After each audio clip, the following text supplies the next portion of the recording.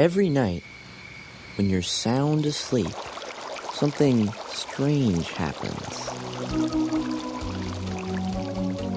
Not only do your eyeballs keep moving even though your eyes are closed, but the world keeps moving too.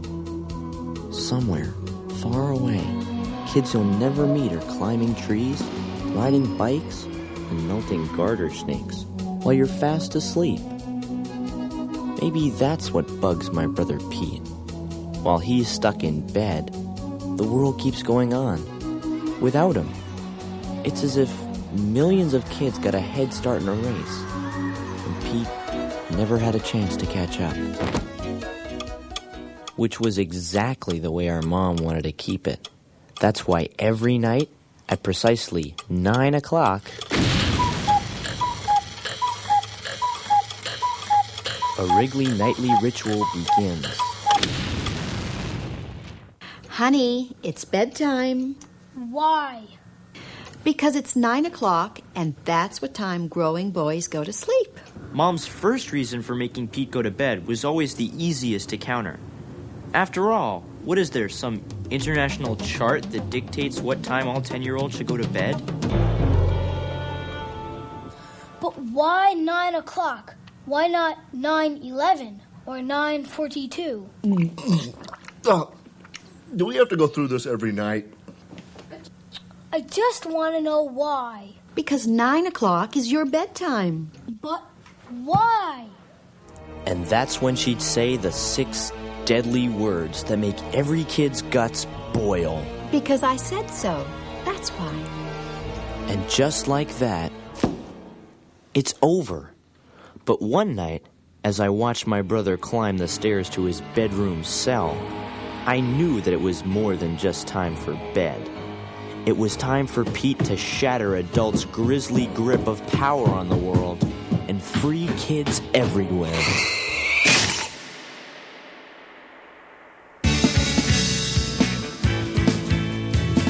It's mighty strange. You looking happily deranged. I can't settle in bed. Or have you picked your target yet? It's ended. Does your dog bite? It's ended.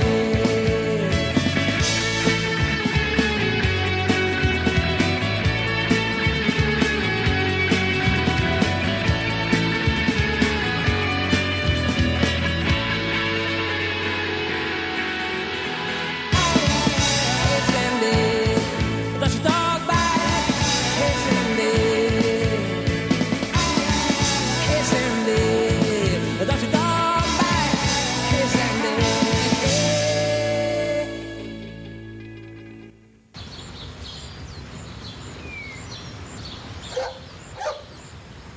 After 10 years, 4 months, and 27 days, my brother Pete had reached his breaking point. The injustice of bedtime was no longer acceptable to him.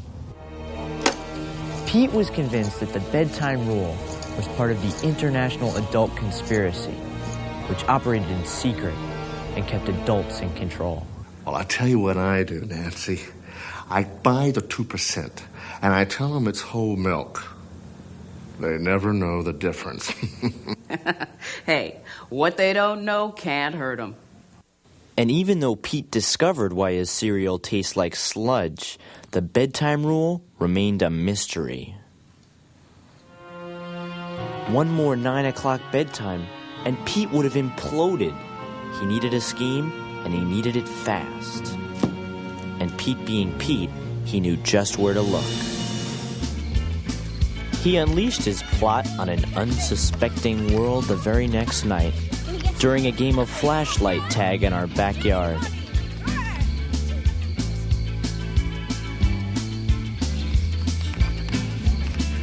Gotcha! As Pete zeroed in on his final victim, Say goodnight, Clem! Good night, Clem. Mom, what are you doing? It's 9 o'clock, Pete. That's enough for tonight. It's bedtime. Pete knew it was now or never. No! No what, honey? No, I'm not going to bed. I don't feel like going to bed. Oh, don't be silly, Pumpkin. It's wet out here. Come on, let's go. I said no. I said yes. And I don't like the tone in your voice, young man. Move it! The battle lines had been drawn. Mom knew that the next move was hers, so her brain kicked into strategic mom defense mode. Would she try reverse psychology, a maneuver she was famous for, or would she stall, bribe him, or go for the jugular and bring Dad into it? You want to stay up late? Fine. She went with the old standby. And how late would that be? 9:15? 9:30? Later. Oh, really? Well, why bother coming inside at all? Why don't you just stay up all night? Okay. Mom was stunned. Pete had called her bluff, and Mom knew right away that the only way out of her pickle was with the deadly double bluff. Why stop there? How about 2 nights? How about 11? 11 days? Without sleep? Yep, I'm gonna break the world record. Is that so? Well, have a nice time. Pete had won, and his master plan was quickly made clear: to claim for kids everywhere the Ghibli's world record for sleeplessness, set in 1962 by 56-year-old housewife Bertha Van Houten. If Pete could pull it off, he'd prove to Mom and the entire known world that when it came to bedtime, he could play by his own rules. Pete's friends were so inspired by the idea of staying up 11 days past their bedtime that they too decided to go for the record. But what none of them realized was that they were playing right into the razor-sharp claws of the international adult conspiracy. My Libby's gonna learn a little lesson. You just watch. 11 days? Ah! I give them 11 hours, tops. That choice, I gotta hand it to her. I never would have thought of this one. Of course not. No parent would. No parent could, because a plan so brilliant, so perfectly perfect as Pete's, could only have come from those who knew the bitter taste of being powerless. Clem, Natasha, Mort, Purvis, Libby, Pink Eye, and Artie!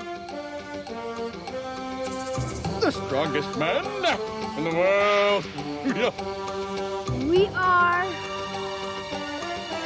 the Nightcrawlers. Oh, snappy name, my little Vikings, and happy. You know why we're here. And you know what we gotta do. 11 days.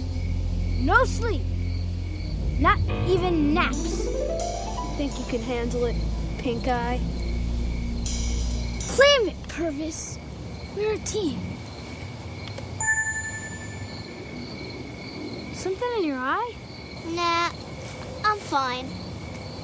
Tasha's right. We gotta stick together. To break the record, you need a witness.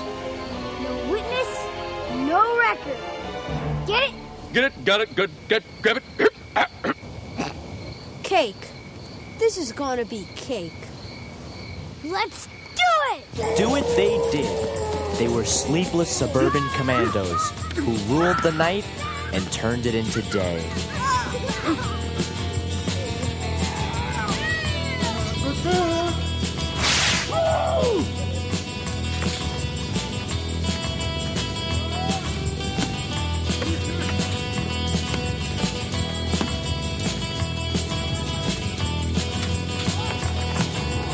At midnight, after Artie showed them how to skip stones on Neptune,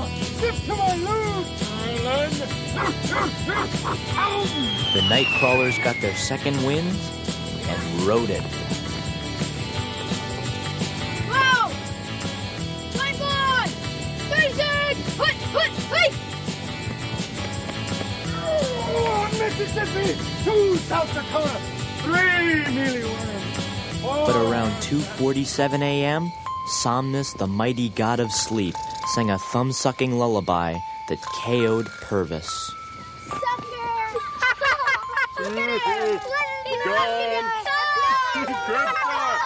Nightcrawlers, evacuate!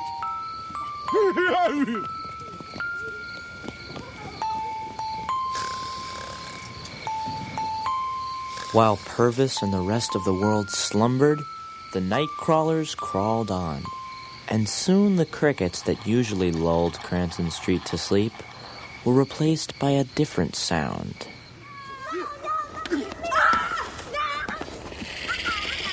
But around 18 hours later, the nightlife began to take its toll.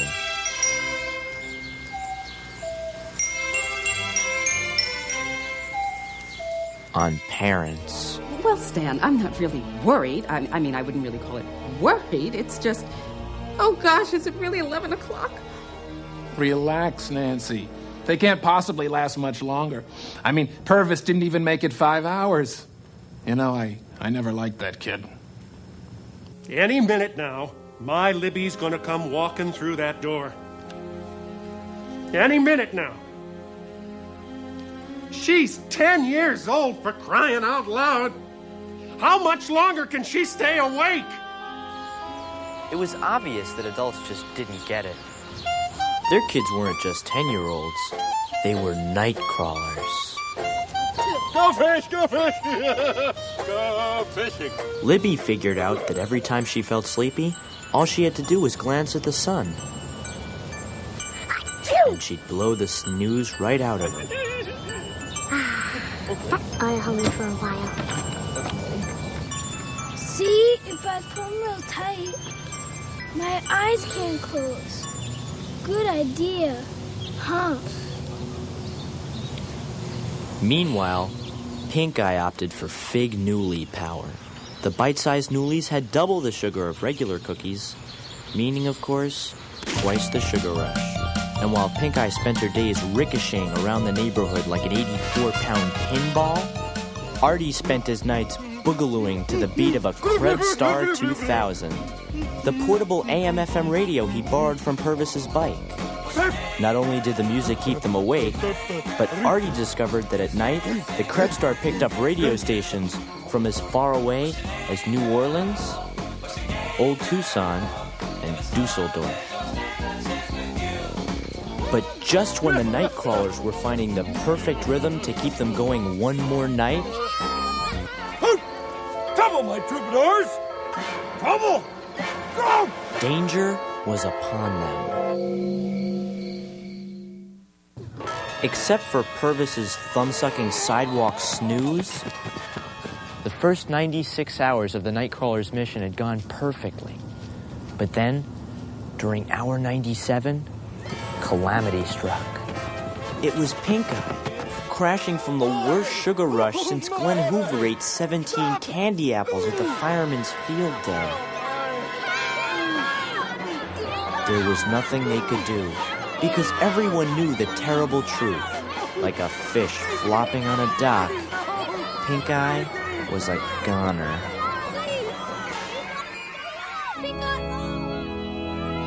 So young, so brave, so sleepy. Shoes on that sugar high. Sadly done, Pinkily. The loss of another denizen of the night hit the Nightcrawlers like a sucker punch.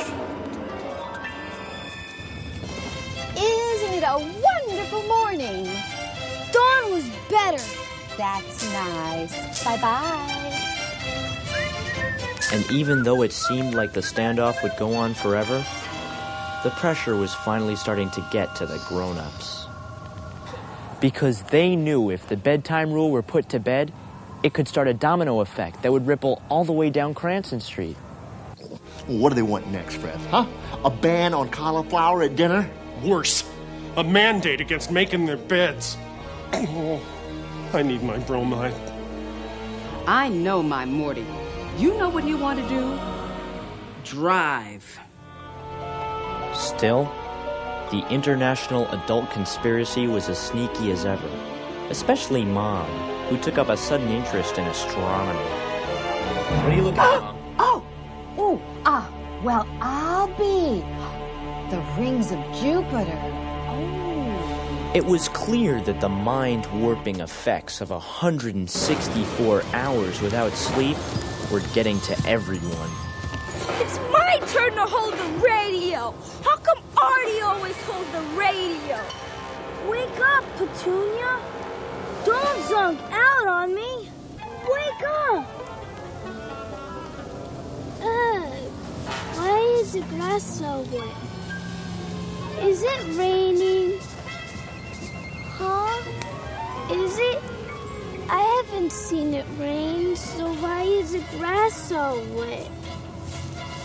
Stop the hammering! Will somebody please tell him to stop the hammering? Oh, God, no. Oh. Where's Libby? Libby was lost. Somehow she'd wandered into Mrs. Chakotay's backyard and couldn't get out. All she needed was one solar-powered sneeze, and she'd snap right out of it. Unfortunately, Libby had one huge problem. The sun was on a lunch break. The stare-down went on for hours, but I guess Mr. Sun was feeling a little logy after lunch. He never came out to play. And in the end...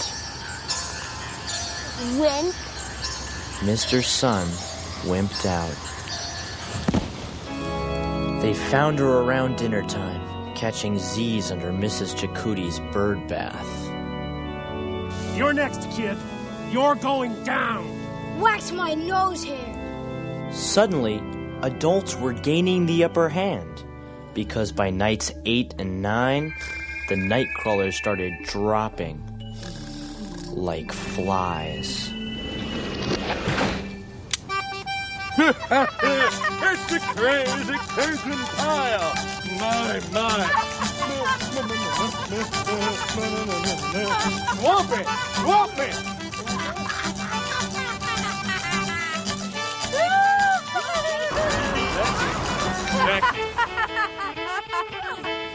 Look at it!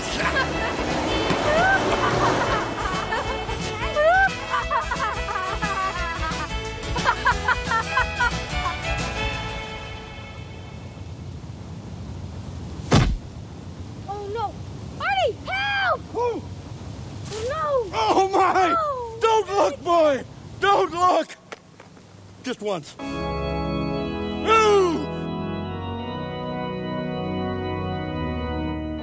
And then there were 2. It all came down to the final night. If Pete and Artie could hold on for 9 more hours, the balance of power in the Wrigley household might shift forever. The stakes had never been higher. For Cranston Street and for the world. Must hang on. Cannot give in. Be strong, freckle-faced boy. Sleep is for the puny. It's unpiped. I gotta keep moving, Artie. Yes? Then I challenge you, my friend, to a game of tag. Of the flashlight variety. With the Krebstar 2000 pumping fresh funk into his cortex, Artie was ready for action. I don't believe you can catch me, for I am super freaky. Artie easily outmaneuvered the sleepy Pete with his patented slide and glide technique. Come on, Classy! Until... Say goodnight, Artie. Come on, Artie. Oh, no. Come on, Artie. Come on, you can do it. Come on, you can stay up. You're my only witness. I need you, Artie. Please. Come on. You can do it. The strongest Please. man in the Come on, Artie. Wake up, Artie! Wake up! Come on, Artie! Artie was in super sleep. Wake up, Artie! A dream state reserved only for superheroes. And as Artie bit the dust, so did my brother Pete's dream. It's over. He had come so close. There were only 53 minutes left, but Pete was all out of winds. His energy had been sucked dry. And worst of all, he had no more witnesses. I am a Nightcrawler!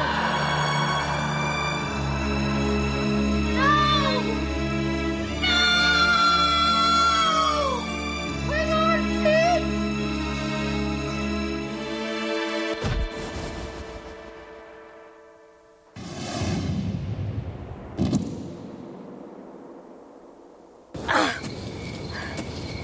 You okay, Pumpkin? Yeah, never been better.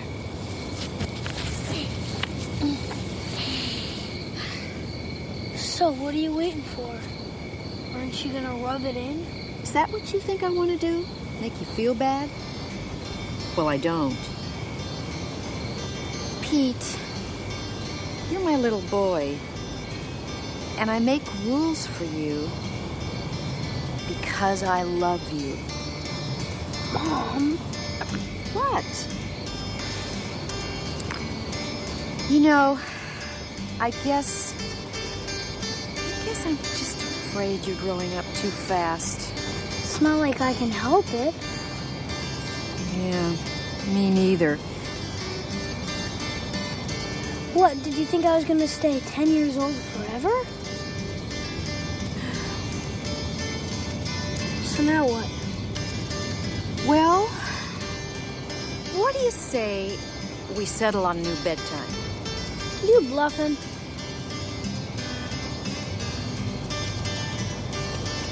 How about 10 o'clock? 10:30. 10:15.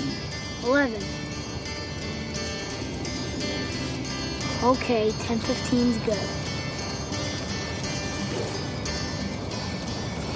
Where are you going? It's bedtime, right? Well, you still have 49 minutes. Forget it. My last witness is in La La Land. No, she's not. Tag, you're it. So that's how the battle over bedtime finally ended. After 11 days and nights, both Pete and Mom understood that change is inevitable, whether you're talking about rules, records, or 10-year-old boys. And even though the world will keep moving and changing without us, on one special night, my brother Pete scored a victory in the name of kids everywhere. And for a while at least, he could sleep soundly.